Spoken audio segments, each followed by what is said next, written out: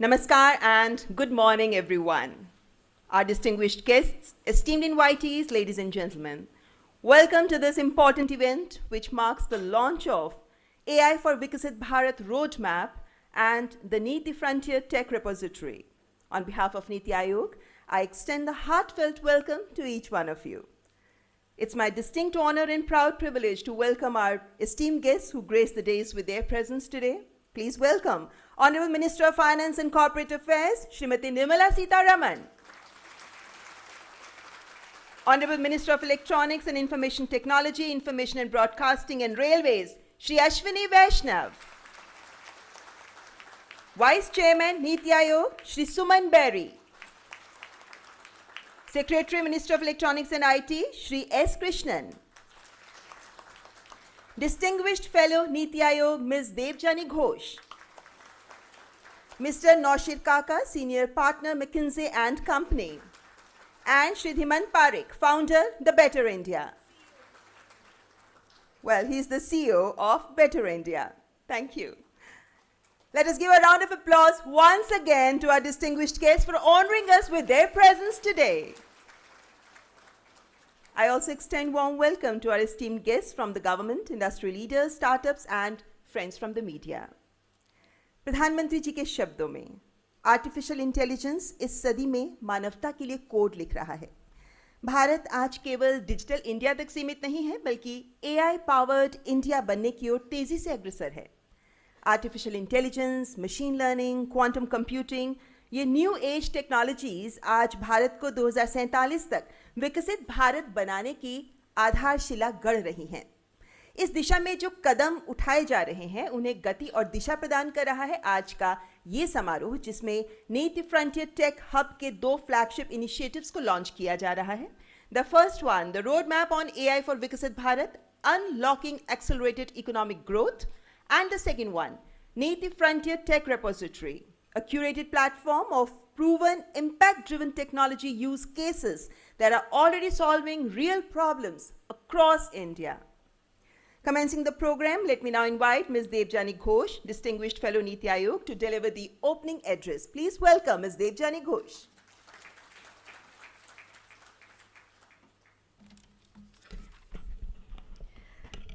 Honorable Finance Minister Nirmala Sitharaman ji, Honorable IT Minister Ashwini Vaishnaw ji, Mr. Suman, Bery, NITI Vice Chair, Mr. Subrahmanyam, CEO NITI Aayog, and I would say head coach for the Frontier Tech Hub team, our guide, philosopher, mentor, Mr. Naushir Kaka, Mr. Parekh, all distinguished guests in the room and dear friends. You know, this is almost surreal. This is such a special day when we are all here to finally unveil the work that the NITI Frontier Tech Hub has been doing for 1 year. To have our first roadmap, AI for Viksit Bharat, which calls out how India can unlock the power of AI to accelerate economic growth, and launch the NITI Frontier Tech Repository, a very special project which uniquely showcases how people across India, from the smallest of districts to the biggest of towns, are coming together, innovators, government, they're coming together to use technology to change lives and to create a better future. And I personally could not be more thrilled that we are having today with us both Nirmala ji and Ashwini ji to bless us on this day where we are launching the NITI Frontier Tech Hub initiatives to take this forward. I could not have asked for a better start. Thank you to you, all of you. It was exactly a year back in September when a lot of you from the industry, academia, came together with NITI CEO and me to debate and discuss what should be the role of Frontier Tech Hub. What problem should it solve? And as we were debating the global landscape, the challenges and the needs, I think one thing really stood out, which is that national power and a country's ability to accelerate economic growth, societal growth, have global influence, is not just going to be decided anymore by the size of the economy, the size of the army, or the size of oil reserves. It is more and more going to be decided by technology leadership and most importantly, control of technology. Nations that secure critical supply chains, whether in AI, semiconductor, quantum, biotech, are the nations that can set standards early and that will play a defining role in setting the course for the world. And history has shown us that spotting these trends early is half the battle won. If you can spot trends early and you invest early in building capabilities, in building the R&D that is needed to lead, you will be the leaders and the rest will follow. We were very clear that Viksit Bharat has to be a frontier tech leader. And that was precisely how the mandate of NITI Frontier Tech Hub got created. Our first job is to start by understanding what are those future mega big shifts that's going to happen in tech, and how will they impact lives, be it citizens, jobs, education, healthcare, etc. How will they drive industry transformation? How will they impact government, from national security to how governments govern with technology? And last but not the least, geopolitical dynamics, tech diplomacy, which everybody is talking about. This is the scope of NITI Frontier Tech Hub. Currently, we are working on over 20 work streams across all of these 4 lenses, and you will see a lot of these insights, roadmaps coming out in the next 3 months. And I think the secret sauce, or our biggest advantage, our greatest advantage, is the experts that we work with. Every work stream, every one of these 20 work streams has an expert council consisting of some of the best minds in the field, whether they are in academia, government, or industry, who come together to shape these roadmaps along with our knowledge partners. And as you can see, this is the expert council for the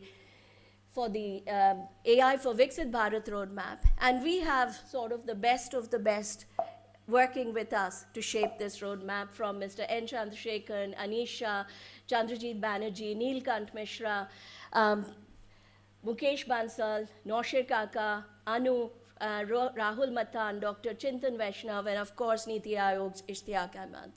I mean, we have really some amazing minds who are coming together to shape this work.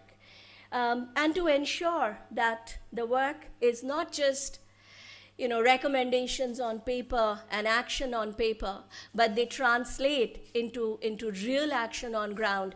We have the NITI Strategic Council that is headed by NITI CEO, and we have some amazing secretaries from across departments, including Mr. Krishnan, who are guiding us to ensure that the insights that we create become real. And these can translate into real action, real policy on ground. If I may close with just one reflection, it has been, the last 1 year, has been truly humbling to see how so many brilliant minds have come together to shape this work. The generosity of their time, wisdom, passion has truly been overwhelming. And I think the one thing that brings us together is this deep, shared commitment that we all have to see India become a Viksit Bharat. That vision is the North Star of NITI Frontier Tech Hub. It is what unites us, energizes us, and I think it is what brings out the best in all of us. As they say, India's biggest strength are Indians. That's the secret sauce, and that's what we at NITI Frontier Tech Hub are trying to unlock by bringing together the best minds and empowering them to create the future that we want. Thank you very much. Thank you, Ms. Debjani Ghosh, for very insightful opening remarks which set the perfect tone for today's program. And now it's my pleasure to invite Mr. Naushir Kaka, Senior Partner, McKinsey & Company, to present the key findings and recommendations of the roadmap on AI for Viksit Bharat, Unlocking Accelerated Economic Growth. Mr. Naushir Kaka.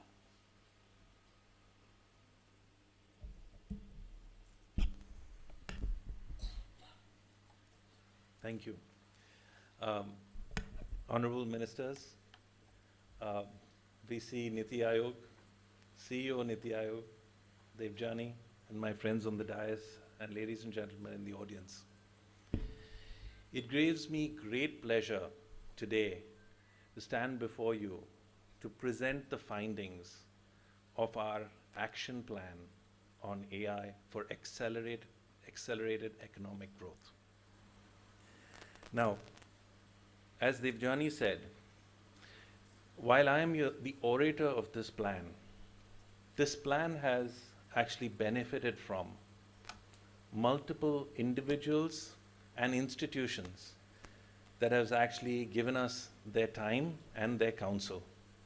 From the Reserve Bank of India to NITI Aayog, of course, to the CEOs of corporate India, both Tata and Mahindra Group, representatives of whom are in the audience, our expert council, and of course, over 300 inputs sessions that we've had along the way.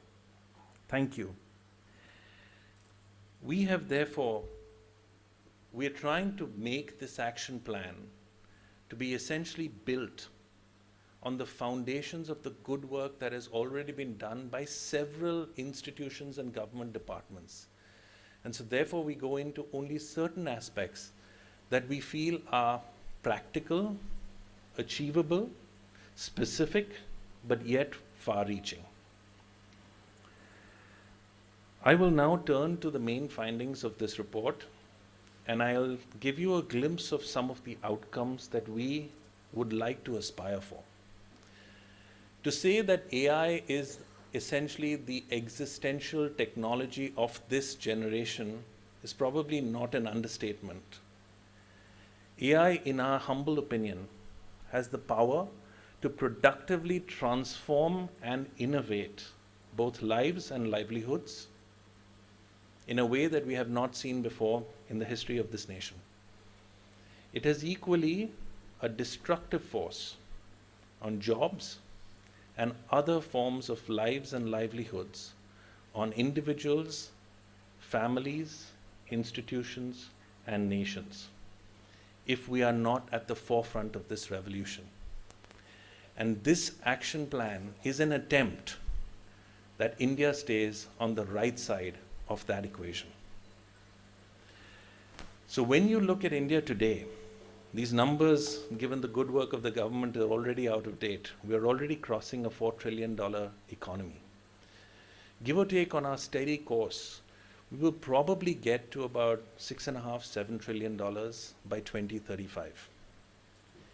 If we get AI right, our team humbly submits that we could add $1.5 to $1.7 trillion more to India's GDP in that time frame.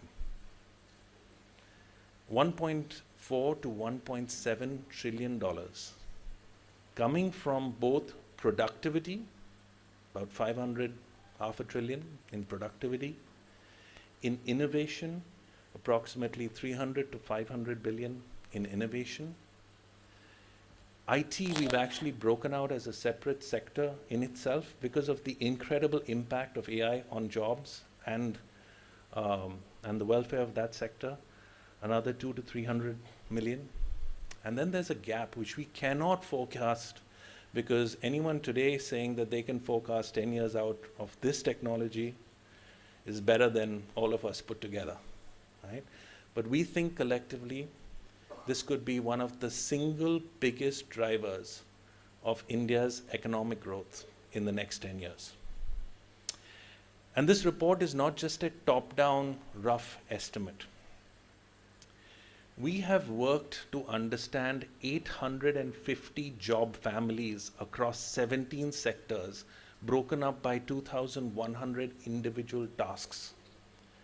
This is an extremely granular task. So we've gone in each of the 17 sectors, and we've actually worked with 4 of those sectors deeply: automotive, pharma, financial services, manufacturing overall, to actually say, is what we are projecting actually possible?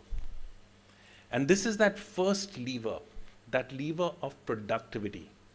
And you can see it's broken down by various sectors that actually benefit from AI. And the light blue bar that you see in the middle is essentially the delta that we believe is directly attributable or largely attributable to the faster adoption of AI in those sectors. Let me give you an example. And this came through our consultations with the RBI. There are many, many domains where if you take a bank today, you could actually transform that bank. There are approximately 25 on this page. Okay? The single biggest opportunity in front of us is not to take each of these domains in isolation and in piecemeal fashion, but to actually look at the bank as a whole and reimagine its operations. The RBI is actually working to build an innovation sandbox to do exactly that. We feel if you actually accelerate this and you reimagine these domains, not re-engineer, reimagine these domains. Re-engineering means I deliver a 20, 30, 40% productivity and efficiency. Reimagination means I deliver a 10x impact to my customer. Right? And you do this collectively. And one of the biggest opportunities for India, because we are sitting on a tech infrastructure in the financial services that actually is pretty good around the world, is actually to leapfrog financial institutions. And you pick any of these 25 subdomains, you can completely reimagine either that domain or the institution that's it's in. Equally, there is the innovation side. And you can see here that we have leveraged the McKinsey global work that says there are about 18 arenas globally that will be created in the next 10 years. These will contribute to roughly 30% of the world's incremental GDP. So they are massive. India needs to be the number one, number two, number three player in at least 2 or 3 of these. And you can see we've called out 10 of these, that we actually have more than a starting position. And if you just take one, I'll give you an example of an opportunity to reimagine. Take pharmaceuticals. Today we produce 80% roughly of the world's generics. Would it be so outrageous to imagine that actually we can produce between 10, 50 of the world's most innovative drugs yet to be discovered? And because of AI and what it does, you've just dropped the cost of producing the next molecule by approximately 10 times. And you've crashed the time that it takes, roughly 10 years to develop a next molecule, by roughly 50%. Right? If you can use AI for innovation, just as much as that first chart showed you AI for productivity, you can actually capture a piece of the global share in any of these 10 domains, and probably more that are not even on this page that we could not think of. What do we need to do this? These are our 4, I would say, outcomes or aspirations or expectations. First, we absolutely have to have a targeted, at scale, at speed adoption of this technology by sector. Right? The government has done a tremendous amount to actually lay the foundations. The sectoral adoption is the only thing that keeps us ahead. Why? Because that 500 million that I showed you as productivity carries one fundamental assumption, that the workers or the managers in these sectors that are displaced because of AI can actually be re-employed up to, let's say, 80% of them in and around new sectors or new segments of these sectors. If that doesn't happen, you'll actually have the double-edged impact of AI. But we think that can absolutely happen. The second, make India the data capital of the world. I know there are several efforts underway for this, and I'll talk about 2 very specific ones we would add to it. Third, we have the largest adult and student skilling operation that we have to undertake in the world, probably in mankind's history, or womankind's history. And finally, those new sectors I talked about, make sure that we are actually pointing our engine in areas that are future-proof. I'll just touch upon a few of them. The report has a lot more details. Number one, look at manufacturing. Can we build AI-ready in industrial parks, which means high-performance compute next to clean energy, next to a reliable talent source, next to essentially an operating AI data system?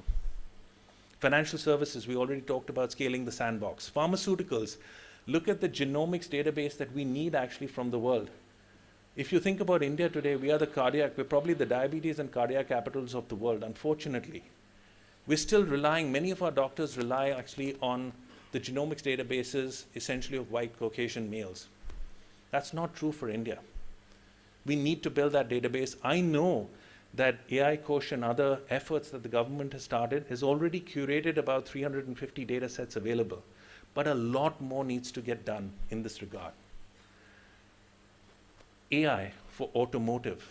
Today, if you look at autonomous, we're probably as good at achieving what is called as level 2 in autonomy.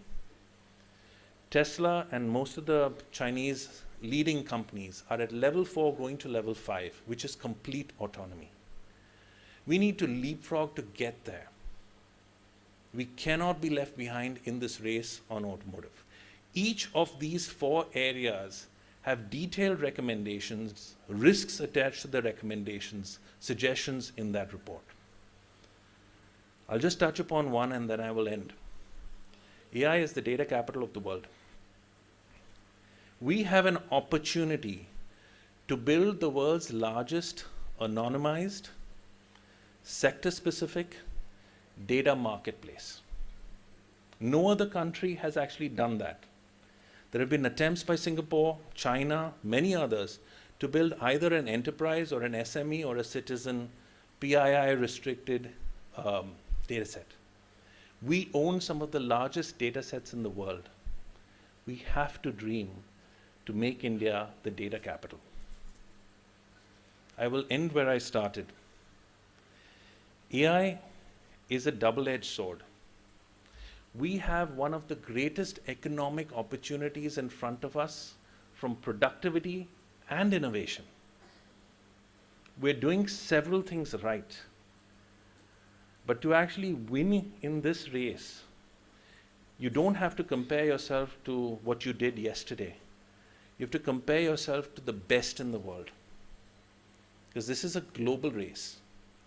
And if we stay ahead of what other countries are doing and other companies in those countries are doing, by focusing on data, by securing adoption, of course by doing infrastructure, tip design, and everything else that the government is already doing, right? We have a chance to make this opportunity one of the greatest economic lifts for this country. Thank you.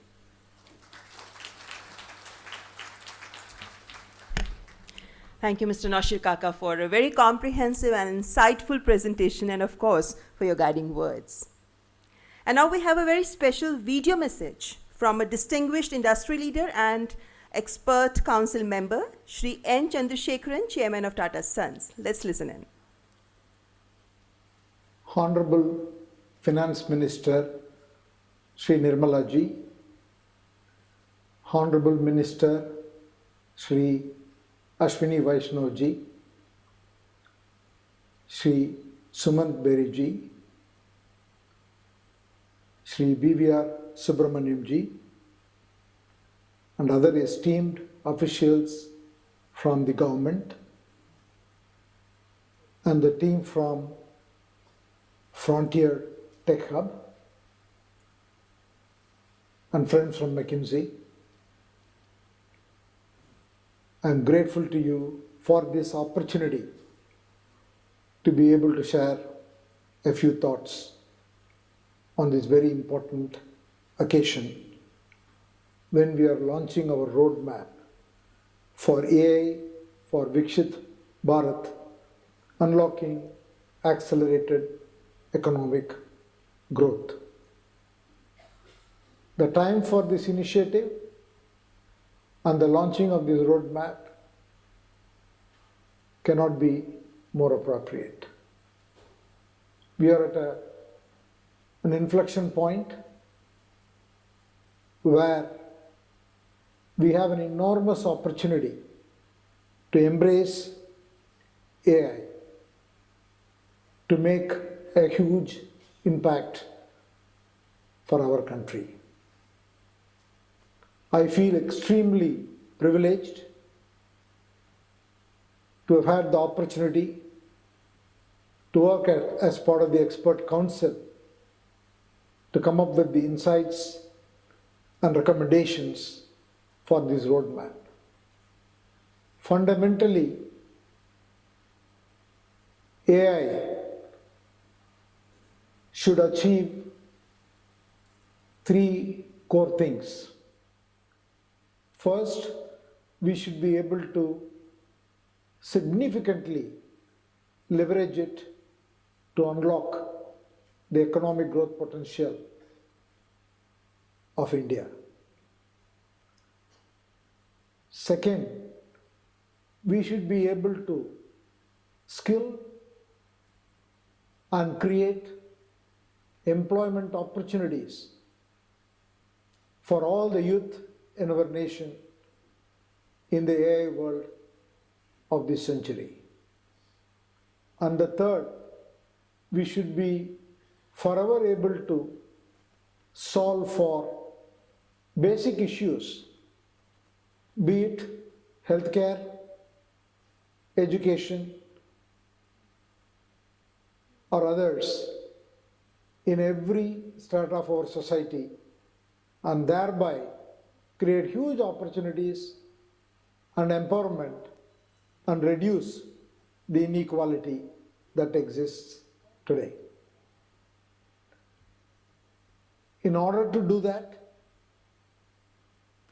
the government, the industry, and society at large have to work together in the leveraging of AI. I would like to mention three specific things. First, the industry should work closely with the government in the policy formulation, but take full ownership and demonstrate execution. Second, we need to get AI to work for every sector, be it financial services, be it pharmaceuticals, be it advanced manufacturing, be it agriculture, healthcare, or any of the other sectors. In every sector, we need a fully vertically integrated AI solutions to be able to deliver economic growth and prosperity. And finally, we have to continue to empower the youth in this country with the right skills and also the opportunities for entrepreneurship, and also enable all our small and medium enterprise companies to take full advantage on the power of AI to deliver value, jobs, and economic growth. On behalf of the industry, I would like to thank the government for its vision, for its engagement, and want to commit that the industry will work together with the government and do what it takes to achieve Viksit Bharat. Thank you for this opportunity. That was indeed a motivating message from Mr. N. Chandrasekharan. We thank him for the same. Ladies and gentlemen, it is said that science is universal, but technology has to be local. And the roadmap being launched today, it focuses exactly on this. And for the launch of the roadmap, AI for Viksit Bharat, I would request the expert council members in attendance today, Shri Ishtiaq Ahmed, Shri Mukesh Bansal, and Shri Ankur Puri, partner McKinsey & Company, to join us on this stage And I request our distinguished guests on the stage to launch the roadmap AI for Viksit Bharat, Unlocking Accelerated Economic Growth. इस road map के अनुसार विकसित Bharat framework के तहत 8% की वृद्धि दर हासिल करने के लिए उद्योगों की उत्पादकता और दक्षता बढ़ाने के लिए एआई अपनाना, एआई में R&D जैसे कदम जरूरी हैं। जनरेटिव एआई के जरिए नई खोज, पारंपरिक उद्योगों में नई संभावनाएं तलाशने जैसे कदम उठाने भी आवश्यक बताए गए हैं। Thank you, Honorable Ministers and our respected dignitaries. I request and encourage our audience to go through the roadmap and act on the recommendations with urgency. Thank you all. And we will now move on to the second launch of the day, NITI Frontier Tech Repository. May I now request Honorable Ministers to digitally launch the NITI Frontier Tech Repository using the remote. This is a big moment indeed.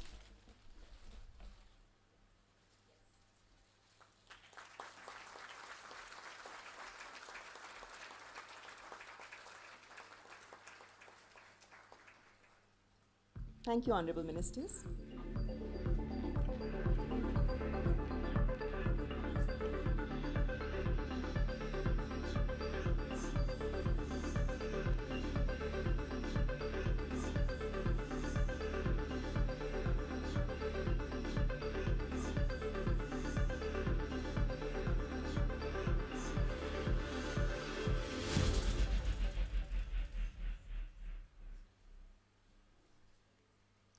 Well, that was a brief glimpse into NITI Frontier Tech Repository. और यहाँ उपस्थित सभी लोगों से भी मैं आग्रह करूंगी कि इस रेपोजिटरी को अवश्य देखें। आप इसे एक लाइव रेफरेंस के तौर पर भी यूज़ कर सकते हैं, क्योंकि ये दिखाता है कि कैसे तकनीक के माध्यम से आप ज़मीनी समस्याओं का समाधान पा सकते हैं। और अगर आपके जहन में ये सवाल है कि रेपोजिटरी तो है ठीक है, लेकिन इसका प्रयोग मैं कैसे करूं? Then to understand it better, we are going to present before you a short demo.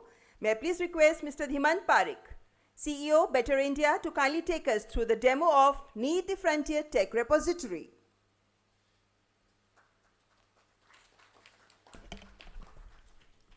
Thank you. Honorable Ministers, Dr. Bery, Debjani ji, fellow dignitaries, and the audience, welcome to the Frontier Tech Repository.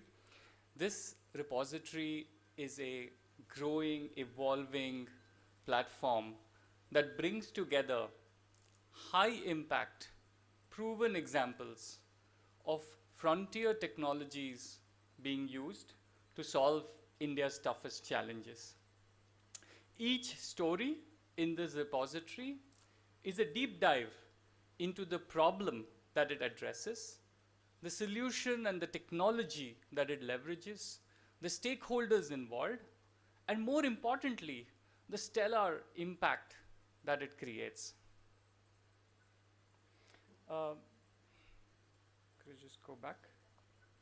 Okay, so there are many ways to navigate through this repository. We have launched this repository to begin with 200 stories across 4 categories. These categories are agriculture, education, healthcare, and space, defense, and security. So any user, for instance, if you want to go through, hey, what's happening in the frontier technology space, in the education vertical, you could actually click on the education category and see and land here and see all the frontier technology innovations like AI, robotics, which are being used in the education space. Not only that, you can now deep dive into further sub-verticals. If you're interested to know what's happening in rural education or in personalized learning, you could actually click through that and land on such specific use cases and innovations that we've written about.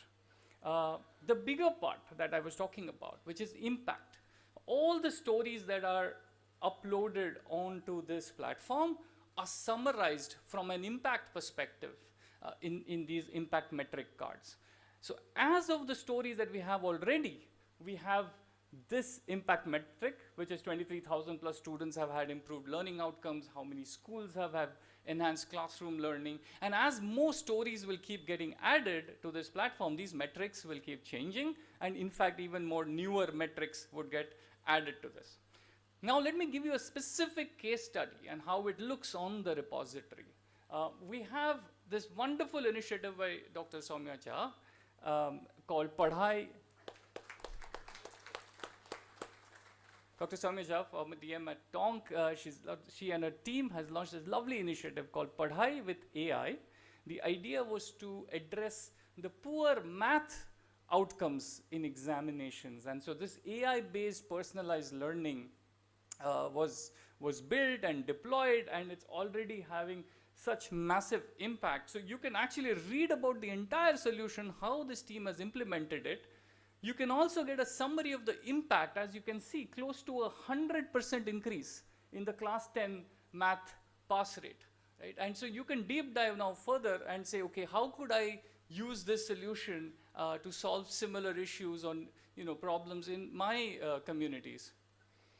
So while we've focused on how you could go through these 4 sectors and come to these case studies, we've also got a separate section which is navigating through case studies to every state, because there's so many innovations that are happening across states, and that is where we present you the NITI States Spotlight, where you will be able to actually see the innovations happening in every state of the country.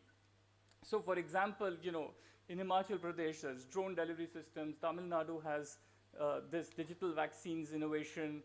There's something from Gujarat. And we strongly recommend state administrations to submit their impact stories on that email address that we've given there, so that we can make this platform richer for everyone else to use. So for instance, I was talking about one such sample story is from Himachal Pradesh. This is a drone delivery system. You would have seen that demo at the outside. The drone delivery system, which has been built by Tech Eagle, they are using drones. It's such an amazing initiative. They're using drones to deliver healthcare medicines in really hard to reach areas of Himachal. And while this is a great innovation and impact that they've created, what we wanted to address as part of the repository is that if you were to adapt this for solving for some of your own use cases, how could you go about it? And this is where we've introduced this section called Build Your Own, which actually has predefined questions from samples like, how can I implement this? What are the resources do I need? Is it accessible? What are the policy support that's involved? So you could actually click on any of these and get customized solutions for your questions after having read a case study.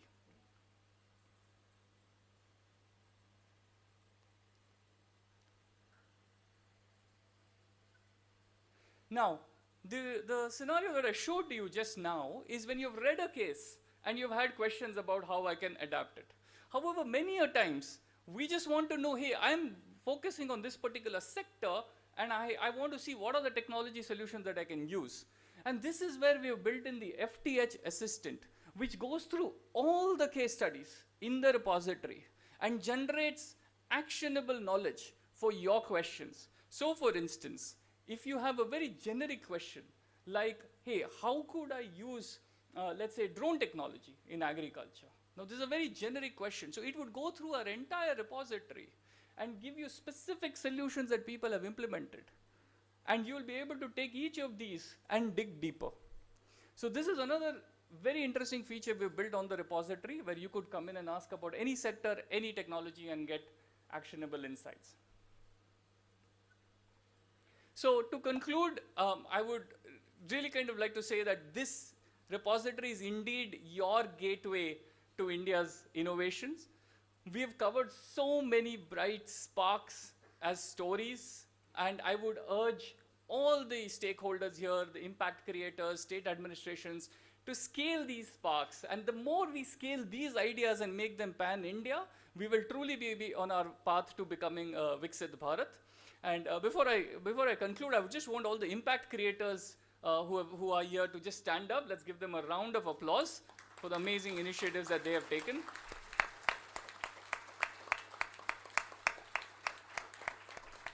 Thank you. Thank you so much. Thank Thank you, Mr. Parekh, for a very well-explained demo. And of course, the stories look so interesting and motivating, and the features of the repository, I think, will be useful for so many people to use it in a constructive way. Well, ladies and gentlemen, may I now request Shri S. Krishnan, Secretary, Ministry of Electronics and Information Technology, to share his remarks with us. Please welcome Secretary Meti.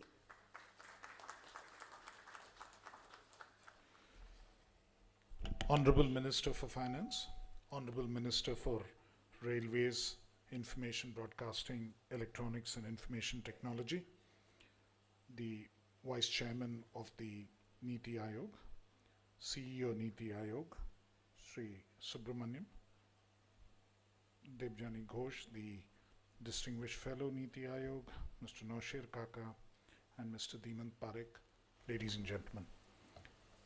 My job this morning here is, you will see a tagline right at the top which says the road to India AI Impact Summit 2026. And we are looking at this event to build momentum towards the AI Impact Summit, which India is to host as the chair in February of 2026, chaired by the Honorable Prime Minister, and with the theme of AI for all and AI for good. The idea fundamentally is, this is the AI summit which follows on the first AI summit held in Bletchley Park in Britain, which was for AI for safety. The safety was the primary emphasis there, followed by the one in Seoul, and most recently in February earlier this year, the one in Paris, which is focused on AI for innovation. And finally, we want to actually host this summit focusing on the kind of impact that AI has made, and what we've seen in the demonstrations today and through all of the Frontier Technology Hub's repository, you can see the kind of impact which is being generated. And we are in the process of leading up to this particular summit, which in a number of ways should be landmark in the history of AI and the way that it gets adopted for what is happening internationally and across the world. And as was pointed out in the explanation of the AI for Viksit Bharat roadmap, the impact that AI can have, not just on India's economy, but the global economy, is so profound and so significant that we need to sort of take the leadership position in this area, and that is what the summit is all about. And this is very effective preparatory activity in that direction. The summit itself has one mantra, which is impact, and three major themes around people, planet, and progress, and 7 working groups which would work around what we are calling the 7 chakras, that is AI for economic growth and social good, democratizing AI resources, inclusion for social empowerment, the way that AI can act in that space, safe and trusted AI, which is such a concern for many of us even now, the way that we build human capital for AI, resilience, innovation, and efficiency, the importance of using resources effectively and at the same time in a resilient way, and of course in the space of science. These are all the 7 major themes around which we would have working groups and meetings, and the intent is to actually also have 5 major regional events across the country and about 200 pre-summit events, and this today is one of those 200 pre-summit events that we are hosting here. We expect that there would be a huge AI expo with participation of a large number of countries and all states, and our events would be across 50 cities across the country. To showcase AI impact on a scale significantly enhanced from what we have seen today in terms of these hold the germ, these hold the actual starting point of what we would like to showcase as the impact of AI and the way that AI can make a difference across 100 pavilions and about 400 startup pods. That would be the AI Expo showcase that we would like to do. And then we would also have global challenges which address a range of issues. A youth challenge, an AI by her, a challenge intended for women, and of course a global impact challenge which is open to everybody. These are hackathons which would be sort of organized around this, and of course a research symposium and also a global pitch fest. I'm extremely happy that many people in this audience are already involved with a lot of this preliminary activity that we have already commenced on this, and we would be able to work together in the days to come to ensure that the deliverables and the actual impact that we can deliver through the AI Impact Summit to be held in February meets the kind of aspirations that we have. And you know, the one thing that we all note about AI is how rapidly it changes. It changes from week to week. And I'm very happy to note that in the presentation which was made on the AI for Viksit Bharat roadmap, one of the things that they have told us is the AI Ghosh needs to expand from the present 350 odd databases. Now, actually the presentation said 350, but now we are already at 1,000 plus and growing every day. So that is the pace at which things are changing, and that is the pace at which we move forward.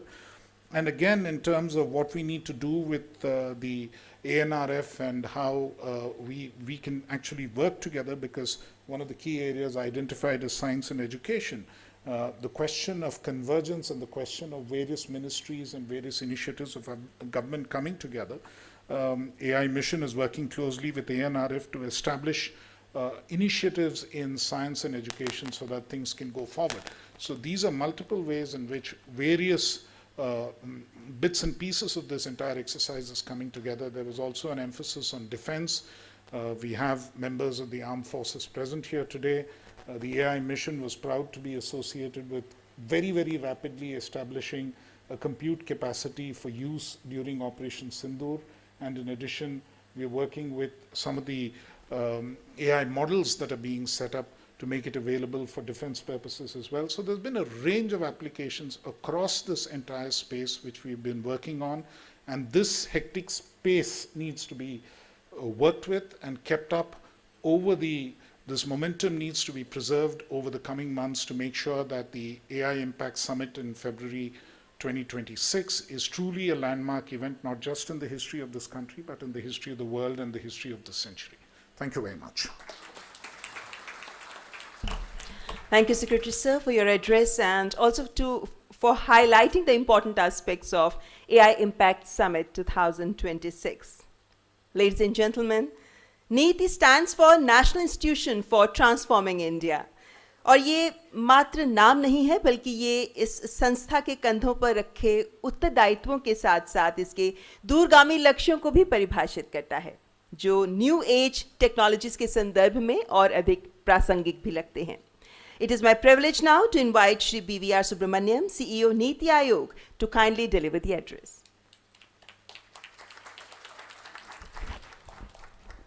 Respected Finance Minister, respected Mighty Minister, distinguished members of on the dais and in the audience. Before I begin, let me just mention in a minute what is the genesis of the Frontier Tech Hub. It starts with the basic presumption that technology is a very big disruptor. It has been a disruptor in the past from the time of the Industrial Revolution and then the IT revolution, etc. And it is going to be a disruptor in future, and we can see that happening in front of us. And if we have to capitalize on this technology, we need to be ahead of the game. I think that's the genesis of the Frontier Tech Hub. And the goal is very simple. We should make India a leader in frontier technologies. It meets the Prime Minister's ambition of making India Viksit Bharat, but Viksit Bharat, that is India being a developed country, is almost synonymous with India being a frontier tech leader. If you're not a frontier tech leader, you cannot become Viksit Bharat. So we thought that we should give a push to this whole thing. And it has a very simple goal. A, spot technology trends very early on. Very often we tend to be reactive. 2, create awareness about that around the system, both within government, outside government. And 3rd, exploit those technology trends very early on. Build capacities, bring capabilities, move industry, move the government in that particular direction so that we are actually ahead of the curve, and therefore you make India future ready as a consequence. So I think that's the simple genesis of Frontier Technology Hub.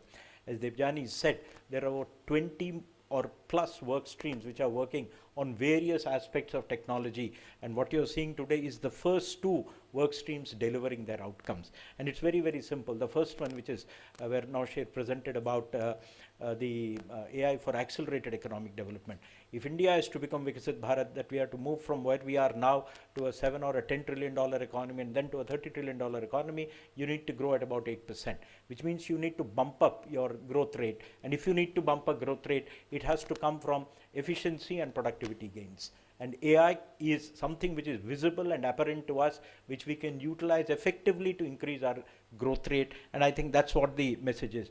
AI is a possibility, and what this report gives is a very practical, implementable roadmap on how do you exploit AI in the two areas which he has talked of, which is productivity in existing sectors and how do you use it for more innovation so that you can be a leader in those particular sectors. He's given the example of pharma. So what we have in this report is sectoral playbooks. The next step is simple. Let this be, report be socialized. This thinking should penetrate individual sectors, and then they should start adopting and adapting themselves to working along, both within government and outside government. I think that's the simple thing, and that's the purpose of this. And the second one, which was the Frontier Tech repository, which was open. I mean, this is actually technology for impact at the grassroots. Our partners with whom we work to actually do this, which is Better India in Bangalore, and I thank the entire team from Better India for the work they've done in working with us in collating this. 200 real-life examples have been actually put at one place. These are examples where Frontier Tech has been used to make a difference. Some are from within government, some are from outside government. Government alone cannot generate development. It has to be government, industry, and people.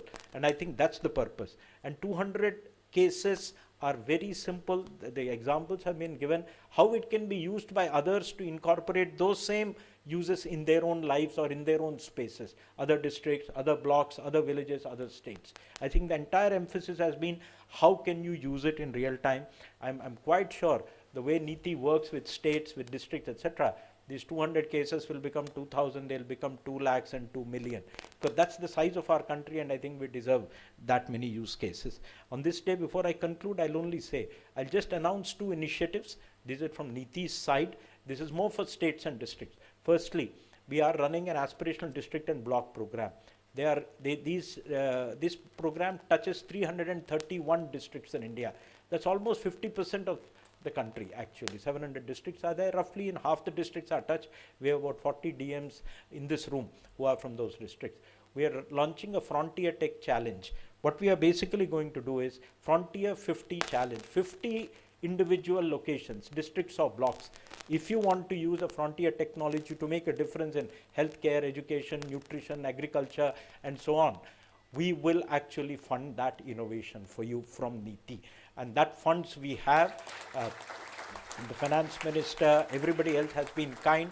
We will fund that. This is an open invitation to all the districts, and as we speak, I was telling the finance minister, we have got all the districts of India live, connected to us, and this is being webcast, and they're all online right now. So it is for all of them. Please apply and participate in this. The best 50 will be funded by NITI. In a year's time, you'll see that as an impact. The second, this is for states. We're calling it the NITI Frontier Tech Impact Awards. We want states to adopt frontier technologies in governance, but governance with impact. So we would actually like them to take the lead and adopt or adapt frontier technologies. At the end of 1 year, we will give the 3 best states which have actually shown use of technology in governance a 3 crore award for actually scaling it up. The award will be used for actually taking that, whatever thing they have done, and scale it up across the entire state. So 3 states will be picked up. I'm sorry, we'll give 5 crores. We have a state support mission through which we can actually fund that. We'll be doing it. And I hope to see in the next 2 months, states coming forward, asking for ways of actually using technology to improve governance in their states. With this, I thank the ministers for taking time off and blessing the start of this Frontier Tech journey. Thank you very much. Thank you, Mr. Subrahmanyam, for your address and also for announcing the important Frontier 50 initiative and Impact Awards too. देवियों सज्जनों, वसुधैव कुटुंबकम की विचारधारा को आत्मसात कर आगे बढ़ रहे भारत का तकनीक को लेकर भी लक्ष्य स्पष्ट है। Indian solutions for global applications. माननीय प्रधानमंत्री जी की सोच कि तकनीक के लाभ समाज के हर वर्ग तक पहुंचे, इसे प्राण से साकार करने में प्रयासरत है माननीय केंद्रीय मंत्री श्री अश्विनी वैष्णव जी। And now I have the distinct honor of inviting Shri Ashwini Vaishnaw, Honorable Minister of Electronics and IT, Information and Broadcasting and Railways, to kindly share his perspective with the audience. Please welcome Honorable Minister. सबसे पहले तो impact summit के run up में जो इतनी अच्छी technologies यहाँ पे दिखाई, और विशेषकर टोंक के डीएम का मैं स्पेशल मेंशन करना चाहूँगा, जो एक्चुअल इम्पैक्ट आप लोगों ने किया है, आप सबके लिए पहले जोरदार एक बार तालियां। Honourable finance minister Shrimati Nirmala Sitharaman ji, Shri Suman Bery, vice chairperson NITI Aayog, Shri BVR Subrahmanyam ji, CEO NITI Aayog, secretary Krishnan, miss Ghosh, mister Parekh, mister Kaka, all the friends and young officers collected from various parts of the country. I welcome you all as a run-up to the February AI Impact Summit. I welcome you all to this very good event where we are able to showcase so many things together. Friends, we are passing through very interesting times. When the world is going through so much of turbulence, India is a very stable, growing at a consistent rate, and today the generations we have in front of us are full of confidence. If you ask me what is one change, if you ask me what is the biggest change that our Prime Minister Shri Narendra Modi ji has done, the biggest change is he has instilled so much confidence in our youngsters, in our youth, in our entire country, that today we are able to dream of a Viksit Bharat. This is very different from the 40, 50 years since independence in the beginning, where the country was passing through very different times. Today, the growth is inclusive, the growth is robust, and it's driven by technology. Technology is the fundamental base of this growth today. And no country can think of being a Viksit or a developed country until and unless it has good mastery or good control or good confidence about a few technologies. And these technologies are telecom technology, semiconductors, electric vehicles, biotech, some of the most complex engines, quantum, rare earth, and a few more. These are technologies which we will have to master, we'll have to adopt, we'll have to develop talent pipeline, and we will have to make sure that we remain in the frontier. And over a period of last few decades, the biggest change which has happened and the biggest factor which has joined this constellation of technologies is AI. Because AI is now affecting practically everything that we do. Like internet, which changed everything that we did, AI is also going to fundamentally change the way we work, the way we live, the way we consume, the way we teach our children, the way we do healthcare. Practically everything is going to be impacted. That's why it's very important to make sure that we are front runners in AI technologies or in the use of AI, development of AI. The core of this path will be R&D on one hand and getting a very, very strong and deep talent pipeline on the second hand. And that's one of the major focus that we have taken in practically everything that we do in technology. I'll give a couple of examples. Let's take the example of semiconductors. When we started the mission in 22, our Prime Minister gave us a very clear roadmap that semiconductor mission has to be for a minimum 20 years roadmap. We have to develop the ecosystem and we have to make sure that the talent pipeline is a primary focus for our work. That's why today we have 278 institutions, universities and colleges where the students are today using the latest semiconductor design tools.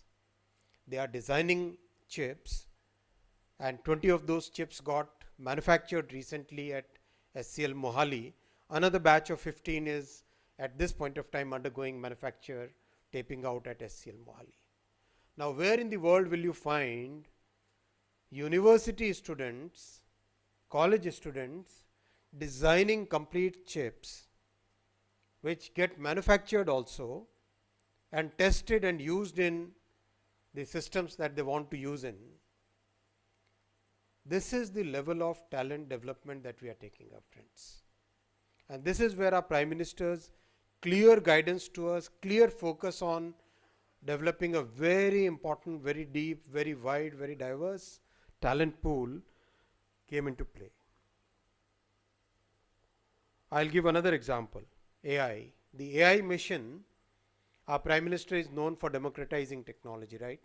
Whether it is the UPI, whether it is the way the DPI, the digital public infrastructure, is used everywhere in the country and now known across the world.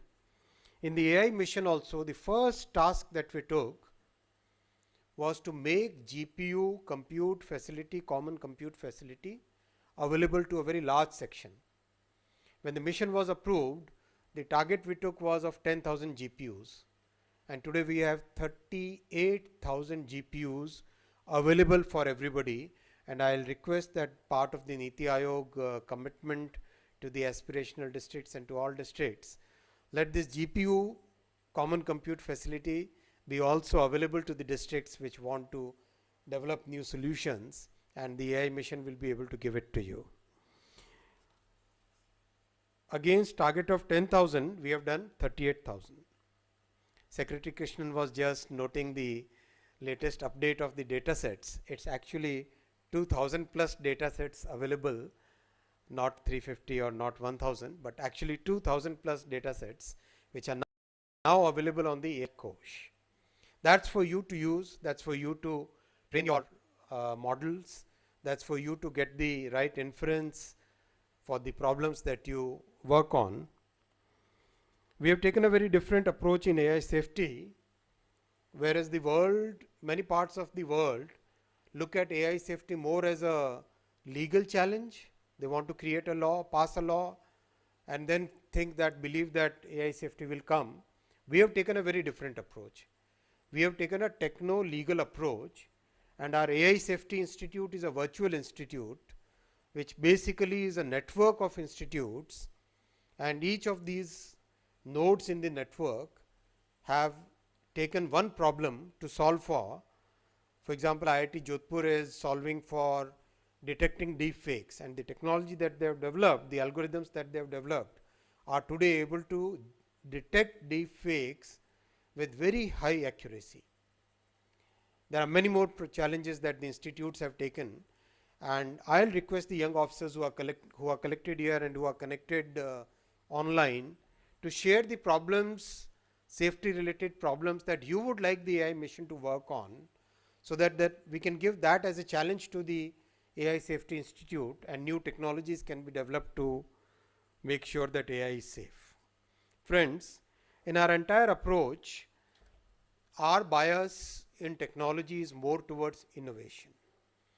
When there is a trade-off between regulation and innovation, we tend to tilt more towards innovation.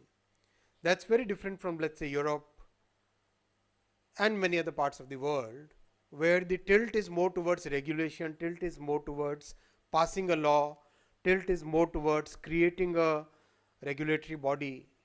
We believe that technology is something which will innovate, where people will use, and we will evolve into getting the right regulatory structure rather than prescribing it through a law. And that approach has helped us so far. I hope that approach will keep helping us, and especially the people living in far-flung areas of our country which need the new technological solutions for coming up, for getting to the aspirations that the people have. Thank you very much, NITI Aayog, for organizing this. Thank you for making it part of the AI Impact Summit. Wish you all the best. Thank you, Honorable Minister, for the valuable insights shared. देवियर सज्जनों, तकनीक वो ताकत है जो लोगों की जिंदगियां बदलती है, जो जीवन को सरल बनाती है, सहज बनाती है और हर नागरिक तक समान अवसर भी पहुंचाती है. As India marches towards the vision of Viksit Bharat at 2047, it is the economic foresight that will empower technological progress to reach every citizen. It is now my great honor to invite Srimati Nirmala Sitharaman, Honorable Finance Minister of India, to kindly address this distinguished gathering.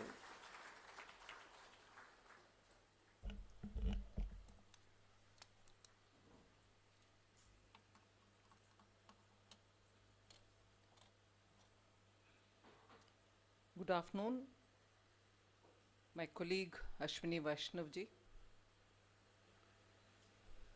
Vice Chairman of the NITI Aayog, Dr. Suman Bery, CEO BVR Subrahmanyam ji, Debjani Ghosh, and McKinsey's own Kaka, am I right? And Patak ji, and all the experts who have come here, DMs from over 300 districts, I'm told, are live in connection with us, and also 30 odd DMs who are present here for having done extraordinary work in the ground, and also all AI enthusiasts. I'm really happy to be here today. And a lot has been said. I'm not getting into the benefits or virtues of AI or what AI can do. You had a splendid presentation by the group. I'm just going to highlight some of the features in governance, which in the last few years, thanks to so many stakeholders who have been in touch with us, we have been able to bring into the policy making and also in the budget making. And continuing with that, we hope to also keep in track and keep in step with the AI Impact Summit, which is being scheduled for 2026 February. So I'm more here to tell you all as to what kind of a work, whether it was very well planned or not, actually making a lot of attempts to get the inputs from stakeholders and carrying it forward and so on. But what's more important is when I see the outcome and when I see different groups, expert groups talking about various aspects, I can see a million flowers bloom, a million flowers of innovation, a billion flowers of AI related activities bloom all over the country. And therefore it becomes very appropriate and timely that the NITI Aayog has chosen to release that work that they're doing in creating a repository for all the frontier tech within the NITI Aayog. And in that, I was just checking up with the CEO NITI Aayog about it, who said because we have more than about 300 odd districts, which put together in the sense of aspirational districts and those with aspirational blocks, all together constituting about 300 odd districts, who are in a live connect with the NITI Aayog to highlight what kind of work or adaptation using AI is happening in the district, which is very well. But what it does leave out is the rest 400. And for me, the keenness with which I want every district to be in this repository, real time, data given, data give out kind of a platform is what is it that we need to have, or what is it that is needed to be done to get the rest 400 districts also to come on board and say we are not doing anything at all with AI, or to say yes, we've been doing this for last 3 years, or some wanting to use some of the things that you've put in your repository for, from where people can take up and adapt and benefit. It requires, of course, DMs of the Tonk former district collector who attempted to do something, and naturally, because she had put her heart and soul together in getting AI to help with education, she saw some results. So have others who have done, not so much government official, but private entrepreneurs and startups, which have ensured that far-flung areas in Himachal get medicines delivered to those really far-flung villages. And now that they are spreading it to many other northeastern states like Meghalaya, there are always ways in which quickly such technology innovations can be adapted by other districts as well. So I would want NITI Aayog to see how best the rest of the 400 who are not aspirational districts or blocks, and for whatever reason have remained out of all the 760 or 70 districts will have to be in that repository, either to benefit from or to put in their success stories into it. So I would think that is one of the biggest thing. To start with, I already feel the energy in this room where people are revving to do more, wanting to have more assistance. I do not want to crow about what in the last few budgets we've done, but Debjani is probably a first-hand witness who can probably stand up to support me. In the last 4 budgets or 5 budgets, if I remember correct, every time, other than the pre-budget consultation which happens by routine with industry, with trading bodies, with science and technology people, with the health sector, with agriculture sector, and so on, there was one which was never defined or described but off the schedule, and that was that one meeting which Debjani and her NASSCOM team would come. And we would ask her to tell us, it's all right, you came in as a group to talk, but tell us that one specific big gap which you find in government, either in the name of funding or in the name of policy support. And she would patiently sit with all of us to tell us, and this I never did alone. I had all my secretaries from the finance ministry to listen to her, to listen to her group. And that is how I would say, whether we did the best thing or not, we brought in a quantum. I distinctly remember her coming and speaking to us, also talking about the GPUs, about which you were saying so many things today. First thing she came to highlight was, we're not doing adequately on GPU. And she was never polite. She would say, you're not doing it. And it used to be one of those hot, really hot interactions where we would go back to say, oh my God, we have not done so much, we've lost a decade, and she would drive home the point very effectively on that. So as a result, the budget had an announcement on quantum mission, the AI centers for education, for agriculture, for health, and urban spaces, urban cities. Now when you showed the presentation, I see you have retained agriculture, you've retained health, you've retained education, but you're talking about now space and space technology. Fine, what has happened to my urban spaces? Where is it? Have you dropped it out? It was mentioned on the recommendation of the team which met me. So we need better cities to live, and therefore I'm very insistent that AI should help us give solutions for better city urban areas which exist and for newer urban centers that we may plan. I think we need to have a greater understanding that AI probably is capable of giving us in situ solutions without having to remove people from where they are, but keep them there, but give them the solutions which has been waiting for decades. So in that way, where I listed out on quantum, I listed out on AI centers of excellence for these specific areas. I also will have to say the first ever big ticket announcement in the budget was after a thrashing session again with Debjani on semicons. She said, what are you all up to? You're doing only these. Even today, a week ago or 10 days ago, she called me to say, what you're doing in AI is insufficient. You're just looking at a ChatGPT type of user end problem. But what are those cases where we need to have solutions given? So there's been a live, continuous, interactive session with the NASSCOM and also others who are engaged in AI-related activities.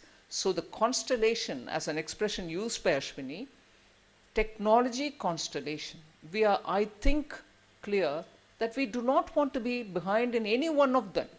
The constellation and the stars which make up the constellation, we are not losing out on any of them. We are not behind, but we cannot be just at par. We need to lead is the Impact Summit's goal, I would say. In each one of the stars which make up for the constellation, we need to have leadership role. And that's where the effort of the ministry is going. And I'm quite happy for what they're doing. And I can assure you, working together with the Reserve Bank of India, the case which was mentioned in your presentation, Kaku, is the Reserve Bank of India is certainly creating sandbox for various user testing application and so on. Sandboxes were used also when we were talking about digital currencies, retail and wholesale retail digital currencies, which the Reserve Bank wanted to try, and it worked well for them to have the sandbox done. So sandbox creation for financial sector AI applications, for financial and insurance sector AI application, yes, the RBI will create. But I'm seeing wherever I go, people in delegations meeting with me to showcase how much they have advanced in this. The sandboxes may be of use for us to see where the regulatory mechanisms can come in with a soft touch approach and not to clamp down on it, so that we are happy that we are regulating, but in the process, unfortunately, we are probably killing the technology itself. We do not want regulation that literally wipe off the regulation, wipe off the technology itself. We want regulations because we want a responsible application. We want what was earlier discussed in the UK meet, the ethical application of AI and so on. But that bridge is probably now crossed because we know how best to go on the ethical regulations and so on. But that has to be kept up because AI is not static. As we heard now on the data sets and so on, AI is a rapidly progressing, real-time, dynamic thing. And therefore, all of us will have to be conscious that we don't sit back on the ethic, because repeatedly I heard the word used several times by our McKinsey friend, that AI can also have its challenges, and that can affect our so-called demographic dividend that we are talking about. And I see the challenge not just in jobs, but also in the way in which these can be used for the not so much of a betterment of the society. So we need to be clear that regulation has to be running this race equally as much as the technology is running it. If the technology is on a sprint, regulation should also be on a sprint. You cannot be thinking that we've done something about regulation and therefore that's over and done with. So the other interesting aspect which I heard was about the crashing of time, so that we should not lose out on the benefit of the demographic dividend which all of us are talking about. So we need to crash time so that we have all the benefits reaching out to our people. Yes, it is important, because if 80% of people who are going to be dislocated because of, if I heard you right, if 80% of people are going to be dislocated, and if they are going to dislocate, or if they are dislocated, unless we have AI-driven upskilling of these 80%, you're not just going to have them come back to do, at some level, some contribution to the sector. So I would think it's not a gloomy picture of, oh, so many people are going to get thrown out of the job. I would think those are the set which is ready for you to think in terms of AI-driven upskilling programs, which I would want more inputs to come to the government to see how best we can, get into that activity. Because another one of the things which we mentioned in the budget, which I mentioned 3 earlier, thanks to Debjani coming and speaking to us, there was one other which essentially all of us within the government thought about, and we made a big announcement backed up with money. But I'm unfortunately going to have to say that not very many states have used it. And what is that?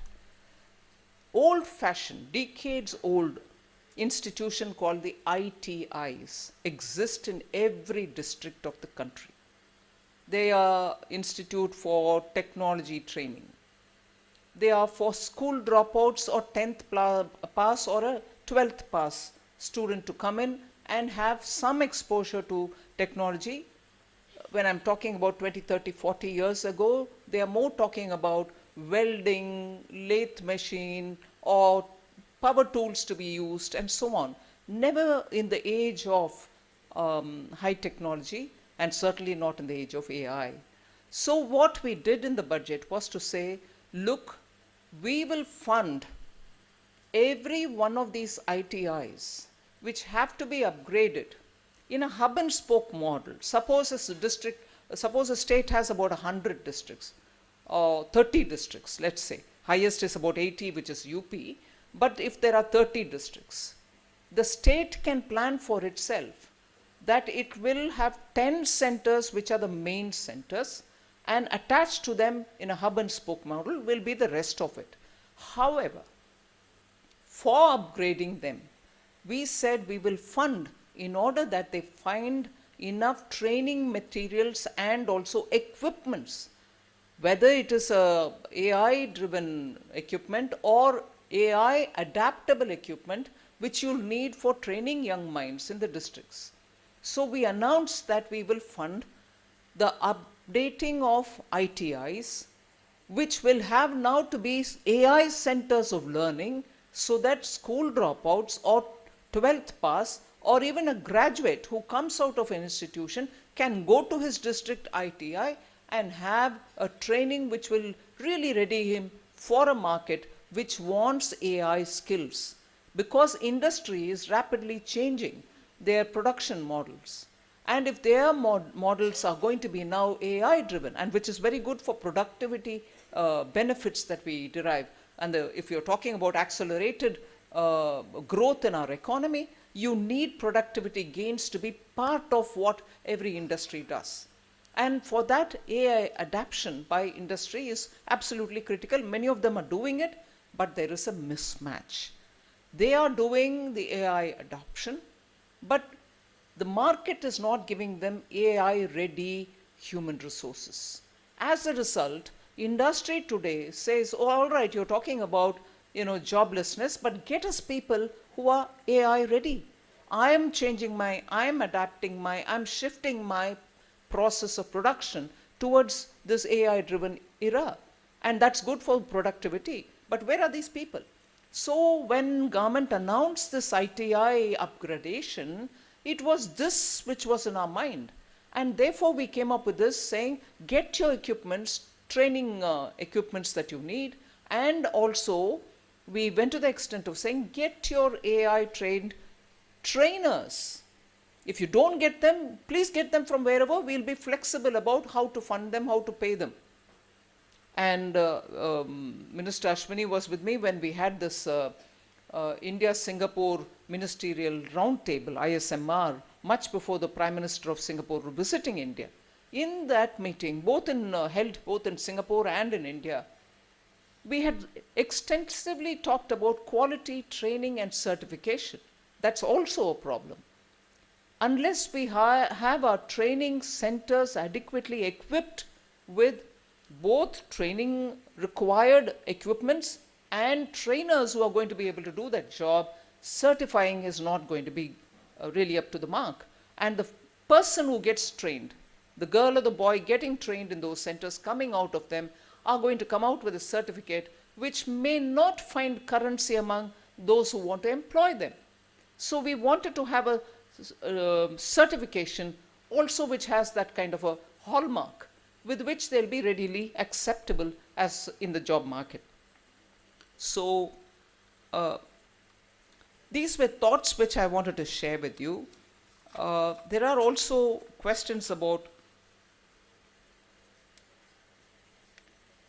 how NITI Aayog, and I'm very happy to say this because in 2014, when the old Planning Commission was revamped and NITI Aayog was brought in, more for doing R&D or research for the sake of India's development aspirations. NITI Aayog had taken up very many different roles in preparing developmental disparity related reports which have come of use for us when we are planning for the next set of reforms or the next set of funding. Today, but I must say with a great sense of appreciation, under both the Vice Chairman, Dr. Suman Bery, and the CEO, BVR Subrahmanyam, being guided, all of us being guided by the Honorable Prime Minister, AI and AI-related matters have really caught on a lot, that the NITI Aayog is actually moving very strongly forward. And I'm, with a great sense of appreciation, I want to say this: you need an organization which will bring in all those stakeholders together and be able to bridge the policy initiatives which are required to be done, and therefore be that honeycomb which has all these people coming in, and for the government to respond to it. I'm appreciative of the NITI Aayog's attempt to become that repository, not just on gathering data and keeping it, but also becoming the catalyst in getting all these people together and driving policy which can help this very critical area. So I heard the word double-edged sword. I referred to it a bit earlier. I think India is a country which can understand the implication of a good that comes in our way, although a good is never unmitigated. A good is never without riders. A good is never on its own good. It is for us all to use it in such a way that it is for the common good. I don't want to dilute the importance of science and technology by bringing the Puranic kind of a story. I'm not telling a story, but every Asura who had that extraordinary power to do something had to be kept in hold and deliver the good thing that can benefit all humanity. But once that is left without much of a control, that's when it comes to hit at people who have created it. We all know the stories of how various Asuras have not kept up the promise, which was a boon given with a little rider. You are given this boon so long as you don't do certain things. But the moment he starts doing a certain thing, which is under the don't do category, it gets out of the way, out of control as well.